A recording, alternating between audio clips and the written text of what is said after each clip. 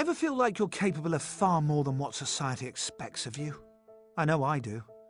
Remember being a teenager and school being less about a passion to learn and more about getting good grades? How many times did you sit in class, bored and desperate to just get away? Every teen's felt that. Albert Einstein acted on it. Aged just 15, he's sitting in class when all of a sudden he decides enough is enough, gets up and walks right out the door. He never goes back. Remember being a kid and just wanting to play around with stuff, pull things apart, knock things together, and the grown-ups saying no, no, no. Or being called good for sitting still, or naughty when you couldn't bear to sit still any longer. It's all completely well-intentioned, of course, but that doesn't make it any less insane.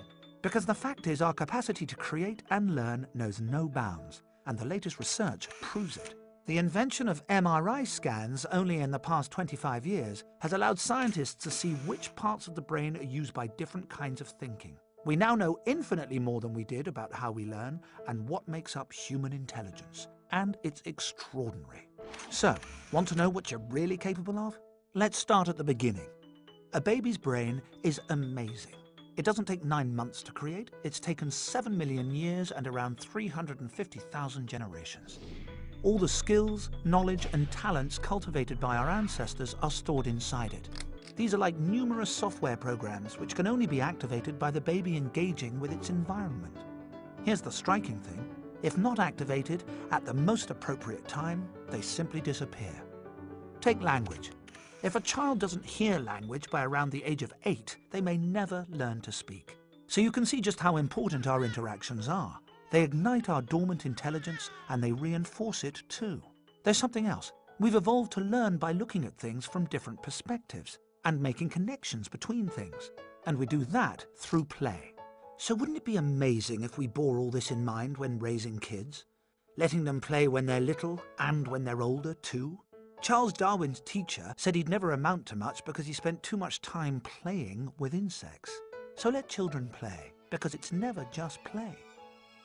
Of course it takes more time and energy to do this, but when you're deciding where to focus resources for kids' learning, you couldn't do better than focusing on pre-puberty. That's when we learn by copying the people around us. After 12 or thereabouts, it's all change. Say goodbye to pliable, easy child, and hello, rebellious, challenging teenager. Ugh, where did that cute baby go? Ah well, let's have another look at that brain. See what's happening?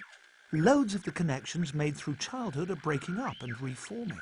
From around the age of about 12 through to 20, the equivalent of an earthquake takes place in a young person's brain.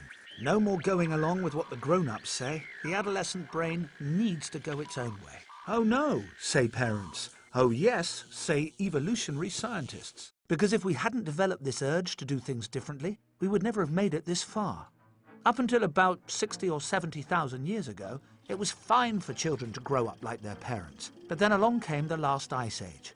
Thank goodness for the handful of our ancestors who chose to break away from their doomed parents, freezing to death in the ancestral caves. They built rafts and set off across the ocean, hoping to find a place with a warmer climate. Critically, this made risk-taking the essential feature of adolescence. We shouldn't belittle adolescence. We should be honouring it for what it really is. The defining struggle, the moment when the next generation challenges the status quo and pioneers new ways of thinking and being that ensure our survival. Now just imagine if we actually gave adolescents the freedom to undertake that struggle.